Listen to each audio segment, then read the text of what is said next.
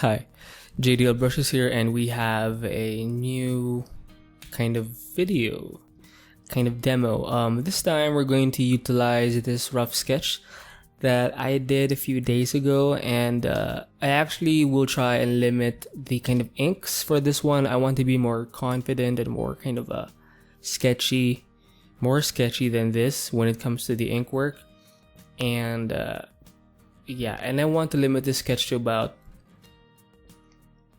30 minutes, because the last time I aimed for 30 minutes, but I ended up doing an hour, and it just takes so long to kind of render these videos if it takes an hour. So I think 30 minutes is kind of a good enough time to start. I don't know, or it's a good enough time to kind of do a kind of good enough sketch, and it's also very realistic because the sketch should not take as long. All right.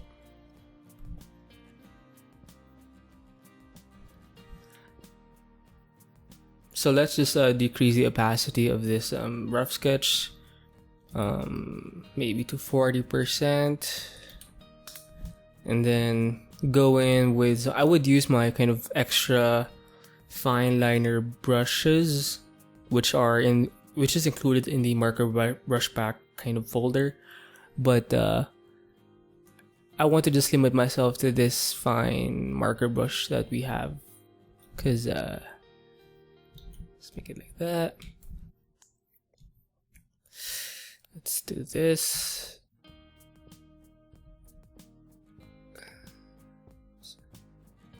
So right now our brush size is at kind of a... Again, I'm having an easier time because this thing is just... Excuse me.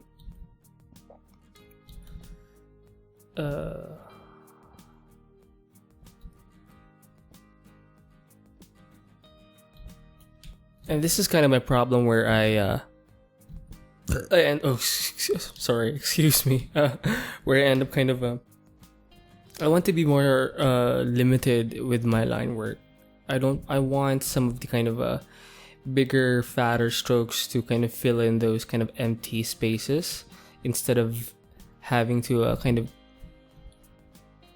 use a kind of line for everything, because it's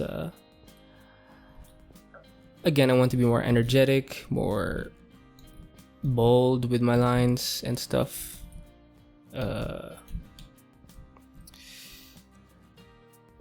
Okay, so I will be kind of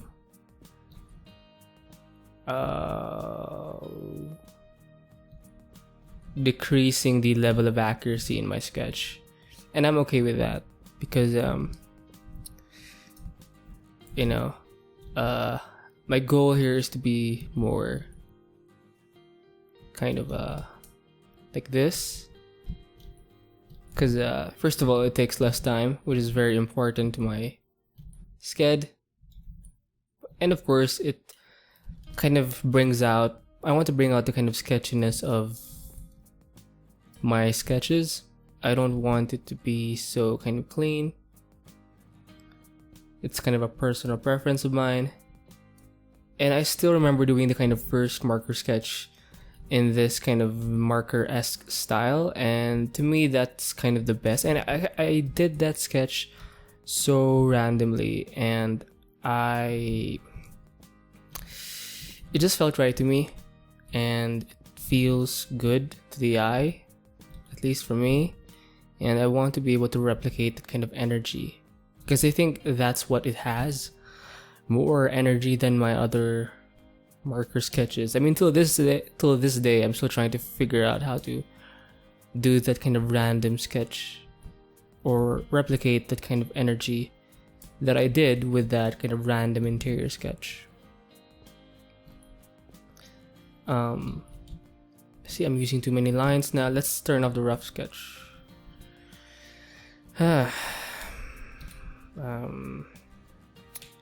Maybe shit.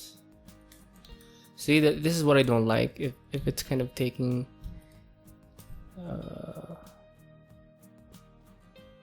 too long. And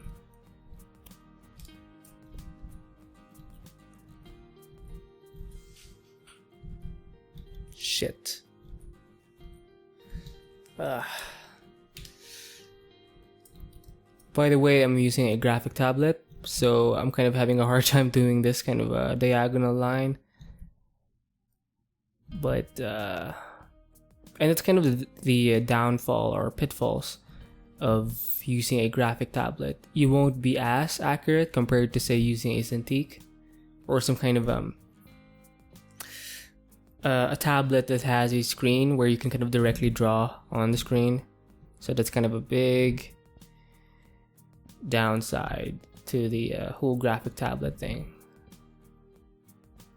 And I think I also want to be sketchy, or I'm inspired, or am inclined to do these kinds of things, not just to save time, but also because I'm quite influenced by the work of Jeremiah. I can't remember his last name, but Jeremiah something. He would do these very, very impressionistic interior gouache renderings of interior gouache renderings, and they look so vibrant and very energetic. Even if the rendering is not as accurate, it still feels really cool to the eyes. And so one line to say it all. Don't overdo it. Here I'm kind of this isn't as good for me, but hey, it is what it is. And I think a big part of this is being able to be comfortable with making mistakes, because I was listening to this kind of clip from some kind of art podcast, and the guy said something along the lines of failing faster, and I thought that was a very interesting concept, because the more you fail, failing gives you more data points, and because you have more data points or feedback, you have more opportunities to kind of adjust faster. So failing faster can be a kind of strategy to approach things or learn things. I think it's a very interesting concept, and yeah. I think because often you can kind of take too long in a painting, and you're kind of just extending, or painting, or any kind of sketch, painting, drawing, and you're kind of just extending or postponing the kind of learning process, when you could have learned it with just, say, a 10-minute sketch or something. And I can kind of see what the guy meant when he kind of explained that concept. It was very interesting, and hopefully in the kind of next batch, because I'm still in the kind of previous batch, I won't have a kind of rough pencil sketch beneath, and I can just be more bold with the ink work. And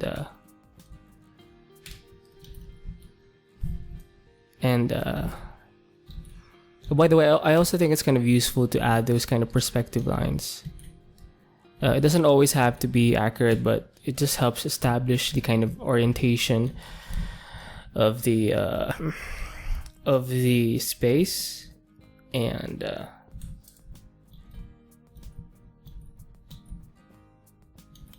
that's too strong for me. I think that's good enough. Oh shit, let's add the kind of curtains over there. We don't have to be specific, just suggest. And then bam, bam, bam, bam, bam, bam, bam, bam, bam, bam. Wow. Because again, I do want to accomplish this in 30 minutes, and I think I can save like 10 minutes for the line work, and then everything else I can just kind of and then the next 10 minutes I can work on the kind of shadows or dark parts and shit. And then the last 10 minutes I can kind of work on the color and some adjustment layers for that. Okay, let's move on. Let's hide the rough sketch layer. It's good enough. And now for some big kind of thick strokes. I like using this brush. Or I've used it before. And I want to be bigger. 8, kind of an 8. You know what, this still feels small to me, so what I'm going to do is I'm going to make this slightly even bigger, just slightly bigger, and kind of that.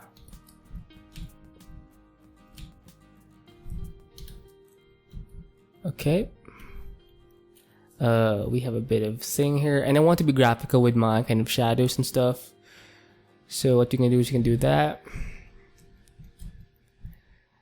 Oh shit, so about something like that.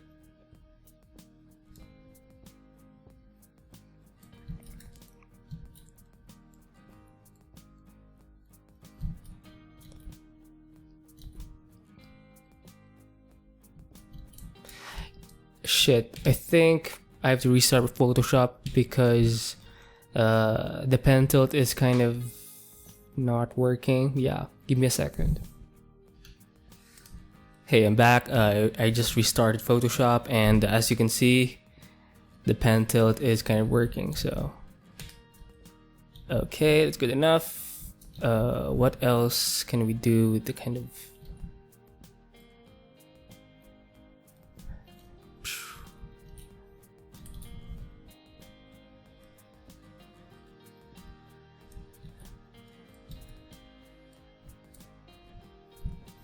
See that being very kind of... Oh, I forgot to add the line here, but we can fill it out with that. And I think being more kind of energetic with my lines, I think can help. And again, I'm trying to find that kind of sweet spot where the sketch just looks energetic, but it's definitive as well. Or at least very suggestive. And I want to give the viewer the opportunity to kind of fill in the gaps, right?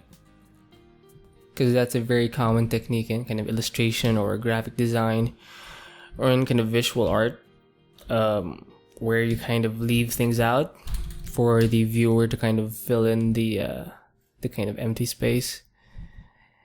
And yeah, it's kind of, it actually adds a more proactive, it makes the illustration more or it adds activity because the viewer actually has to do something and kind of imagine what's there. And I think the word I'm looking for is engaging. Yeah, it just makes it more engaging. So I think I've got enough kind of thick lines for this shit. You see that? It's kind of way more cool that way. And you know what? I don't have to limit myself to the kind of... Never mind.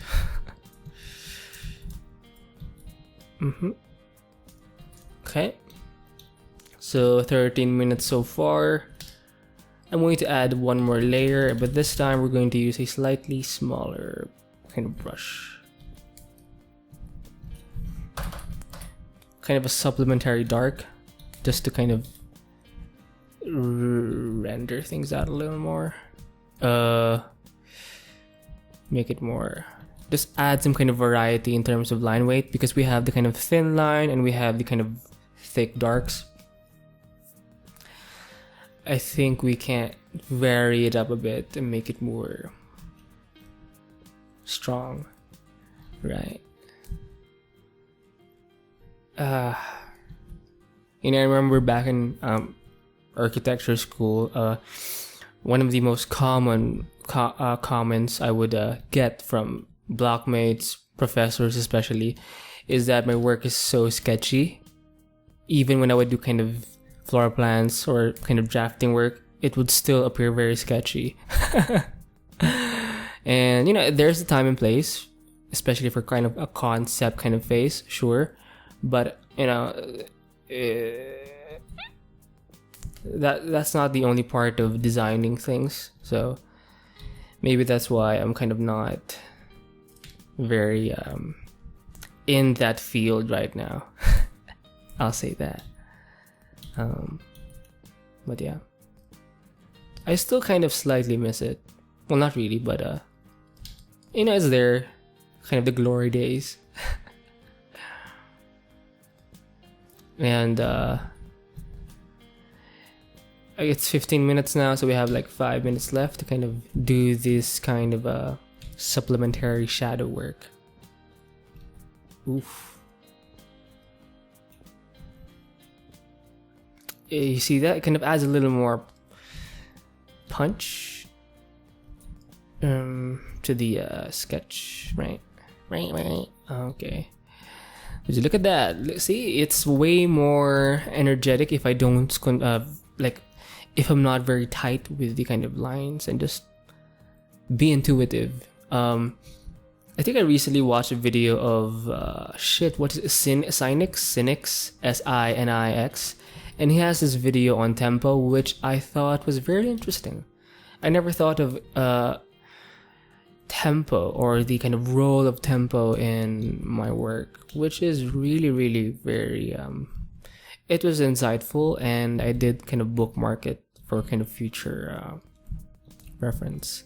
So if you have time, check his video out. Tempo by Sinix.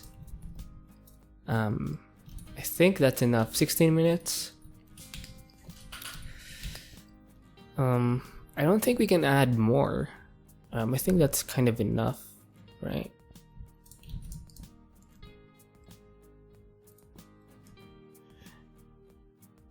Let's kind of add a little bit of that. I'm using white now because I think I did lose the kind of leg over here, so I want to bring it back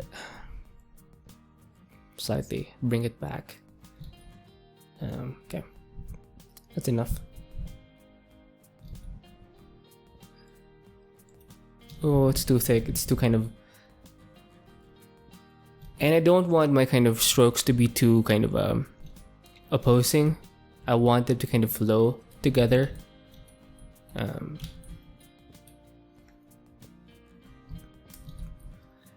Alright.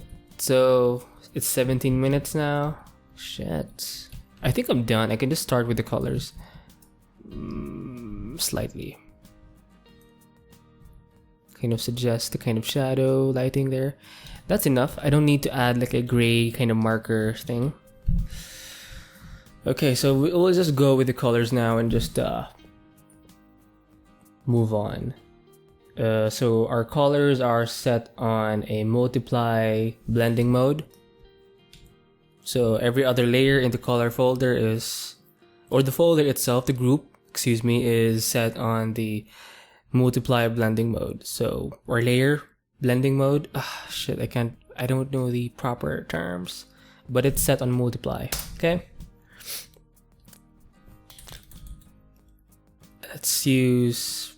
We'll limit ourselves to one marker because it kind of helps it helps save time first of all. So is this a good marker? I don't know, it feels too thick. It's kind of a heavy inked marker. Perhaps something more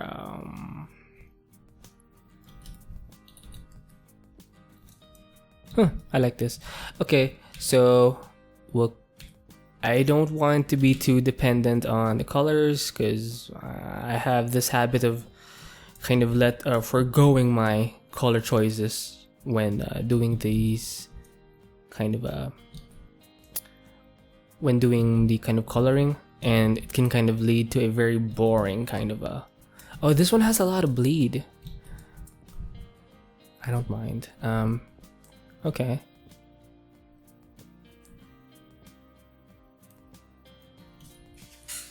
And I want to kind of focus my rendering and not fill out the entire sketch. So, yeah. Oh shit. Right? I didn't want to show off those marker strokes. Because, yeah. They look fucking awesome. Darker.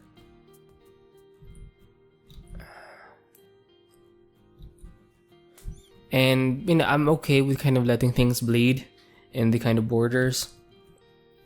I think it's fine.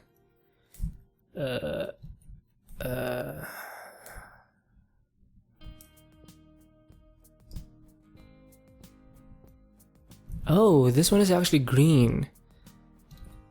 Sometimes you get really interesting colors from color picking some kind of reference photo, and like you wouldn't have known that there was, say, a pink color in something.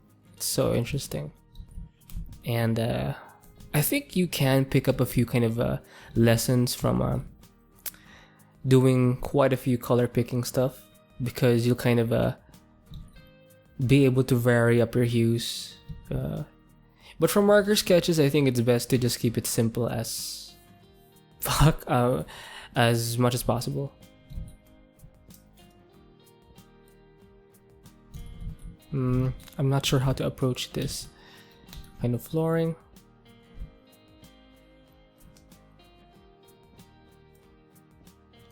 Darker shade. Bring back that thing there. And even if it's kind of all over the place, we can always fix things up with the kind of white face, where we add some kind of thick or thin white lines or strokes. It kind of helps to tidy things up, clarify some edges, and of course stylistically it's kind of cool seeing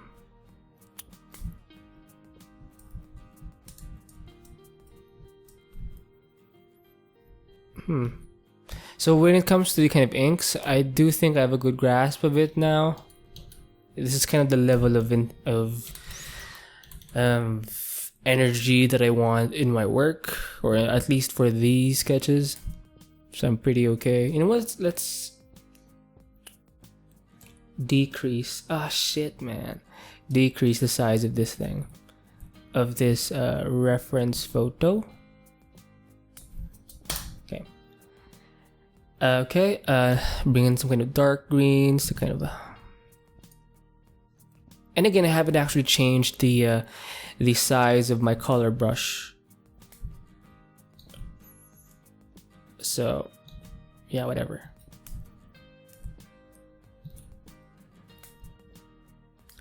Gosh, you know, I think this is well, of course, I need to kind of develop my rendering technique for the colors and stuff, but I do like the energy of this sketch right now.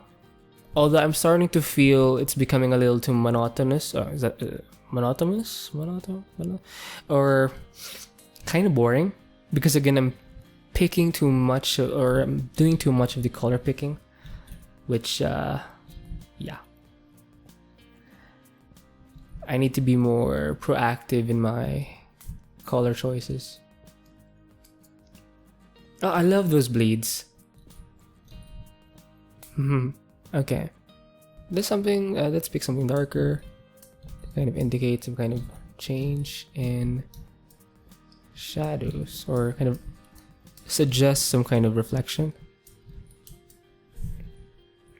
Now, again, I'm not being accurate here. I'm just being artistic.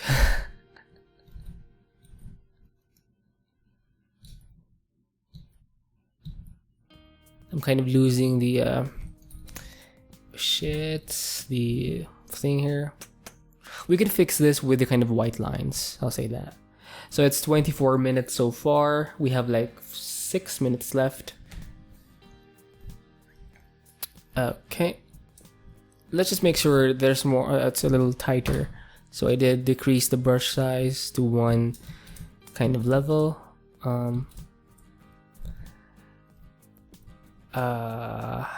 Again, I don't need to fill out every single thing, and I'm okay. I think I'm okay with I'm okay with leaving out some kind of white space. Just adding a little color, maybe really bring out those yellows and stuff, some kind of reflections. There we go.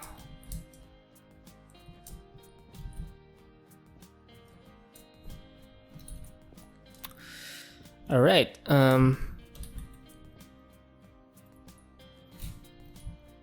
You know what? Let's add one more layer, and then make that layer, or turn or change the mode of that layer to multiply, and then we'll kind of add a darker shade for each. So we click or pick out the original color and then just do that.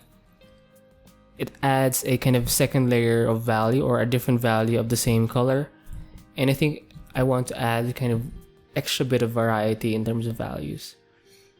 Okay, just a little bit, because I am, oh shit, I have 5 minutes left. Fuck my life, bro. Fuck my life. Again, you know, we're having fun here. Okay, even here, let's just add a few more extra lines of love. Yeah. Oof, look at that. Oh, look at this bad boy. Oh, you're bad, aren't you? Look at, oh, let's add a little more here, even for this kind of thing of a bob. Oof. I'm a god. All right.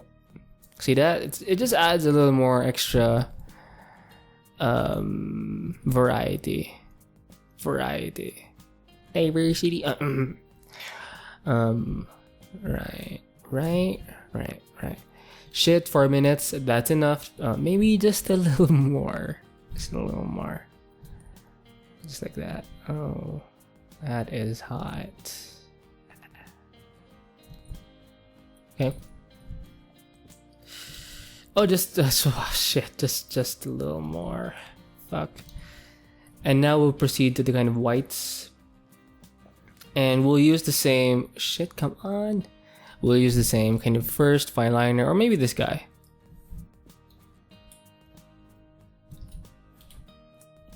Okay, and we can help define the edges even more. And add kind of very... It's kind of more decorative than functional. So it's a bit of there. We'll just kind of make it look good, right? You know, I've seen the work of this kind of artist. I think he also uses some gouache. I think it's Italian or something.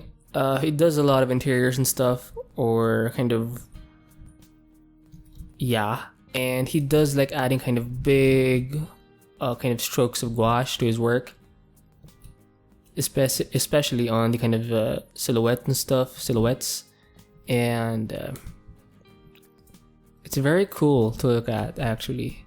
And I know usually kind of product design and even in architectural interior stuff, you kind of save this for just the highlights, but I think it can be used for stylistic purposes.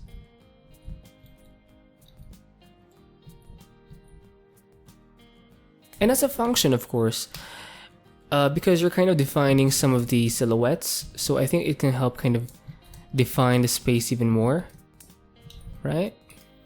Maybe some of the kind of corners, you can do that. Some of the kind of lighting, I think, would be very interesting. Or it can be used for, signify some of the kind of lighting stuff. Excuse me. Alright, so we have like 2 minutes left, or a minute. Shits. Okay. You know, sometimes in Photoshop, where this thing can happen where you kind of work on one part and it kind of drags the pen out, and you can kind of see this kind of diagonal line, which is kind of annoying. But, you know, we'll try to kind of erase it. Oh no, we can't. Can we? Oh yeah, we'll just erase this part. So thankfully I did put this on its own layer, so we're fine. So let's go back to the kind of white stuff and spend our last moments with the whites.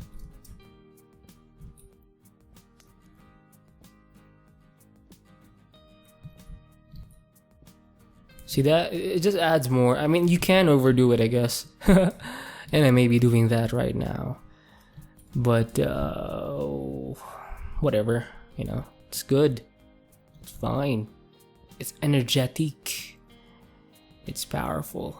Fierce. Oh, looks pretty cool to me. You know what? Whoa, shit. I think I'm okay. I'm okay with... Oh, just a little bit here. Okay. Maybe some of the edges or silhouette stuff. And maybe... Oh, shit.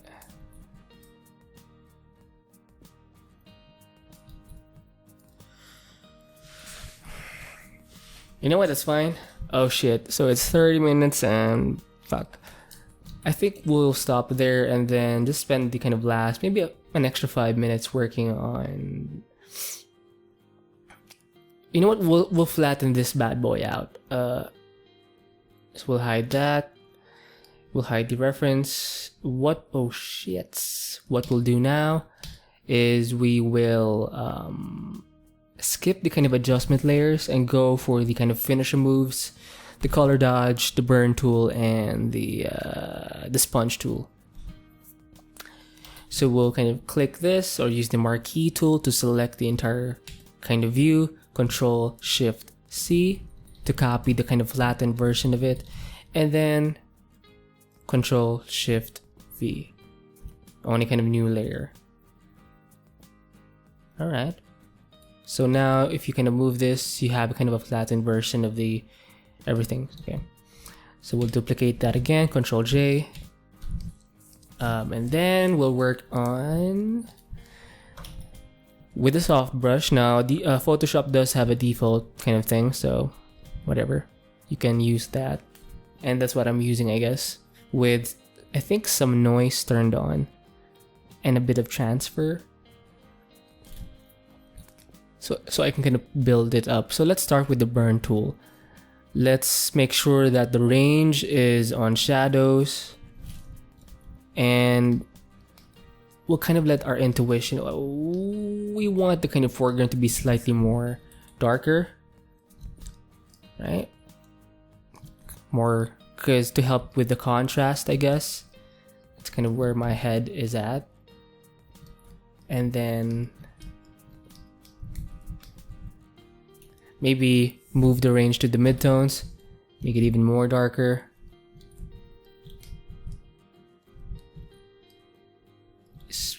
Especially here. So is there a change? I think it also adds a few more kind of a value range, because this kind of sketch can look flat, but if you kind of use a soft brush, you have that kind of nice gradation of values, a very soft kind of airbrush effect. Oh, sorry, I clicked the brush tool there. Okay.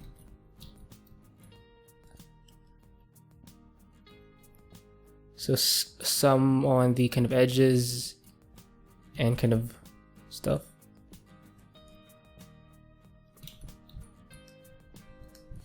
Okay, we'll click Control J again to kind of work on we'll try the sponge tool. And this time we'll set the mode of the sponge tool to saturate. And usually I will go for the kind of in between the lights and the darks, kind of right here.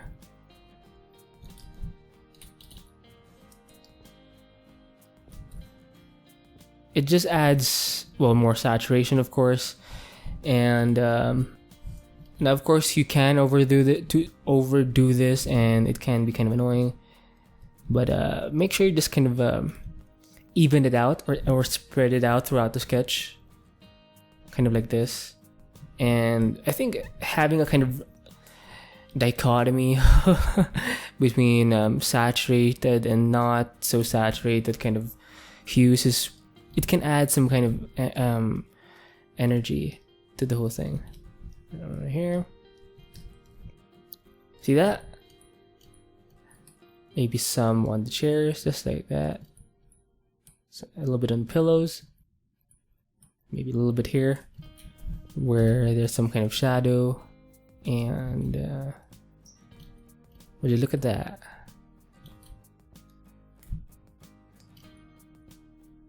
Okay, that's kind of enough. We'll click Control J, And now we're working on the kind of last phase, where we use the kind of color dodge tool. Now the range is set at the midtones. You know what, let's change the range and put it to highlights. Yeah. And maybe the exposure to say 50%, so it won't be as kind of thick. Maybe 30%. So the light source from the reference is kind of here, from the viewer's point or viewer's side, so we can kind of do that. No, it's too much. Do we even need to? Maybe we have to use this sparingly because it can be kind of overdone. You know what, let's set it back to midtones. And then 70% this time. 70% exposure.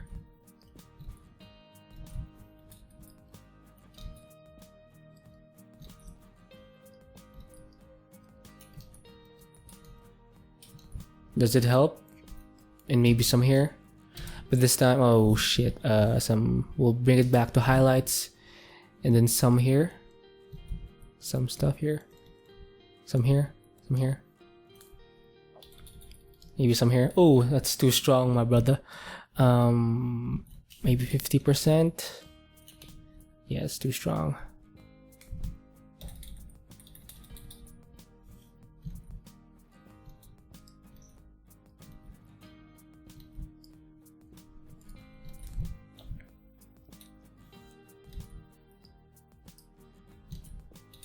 Yeah, I think that's enough.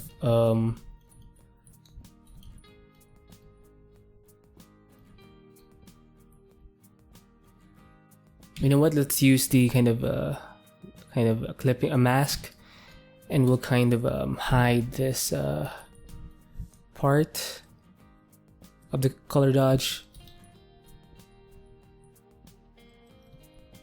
Yeah, because I feel like there's too much going on, or maybe bring it slightly back. Yeah, okay, that's good enough. All right, and then we'll kind of do it again because I did use a kind of clipping mask or layer mask. Control Shift C, Control Shift V. There you go. So this is the kind of new thing. So this is the kind of the box. It's kind of my guide for Photoshop or for Instagram, because I do want to post this on Instagram. Although I feel like what if I resize this? This is a new version. Just a bit like that. Control A, V, center this back. Is that too small for Instagram? Or maybe I should just post something like this. You know what? We'll just leave it at this and kind of it doesn't. My posts don't have to be kind of always square. So, well, you know what? We'll try that because I haven't actually kind of done that. So, all in all, this thing took about almost 40 minutes. I guess that's kind of an extra 10 minutes, almost 10 minutes more. But it's good. You know, it's pretty close to 30 minutes. So, I'll see you in the next video, and yeah, I hope you have a good day.